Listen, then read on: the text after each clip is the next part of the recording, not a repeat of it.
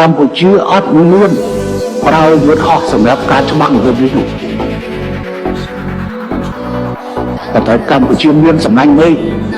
ប៉ុន្តែពួកអាល្ងងមួយចំនួនវាអត់ស្គាល់សំណាញ់មេឃស្អីទេគឺថាស្អីធ្វើសំណាញ់មេ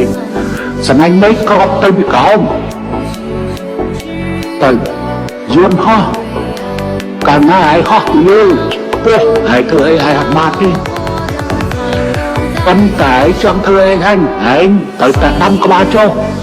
ពេលដាំក្បាលចុះអានឹងទៅពីខាងក្រោមរាប់ពាន់រាប់ម៉ឺនគ្រាប់រាប់សែនគ្រាប់ងាយអីមិនត្រូវខ្លះយ៉ាងបានសង្គ្រាមទូដើមអត់ដែលប្រើយន្តហោះមកវាយទេគាត់តែជំរាបជូនហើយឥឡូវនេះកម្ពុជាមានប្រភេទការពារអាកាសយ៉ាងល្អប្រសើរ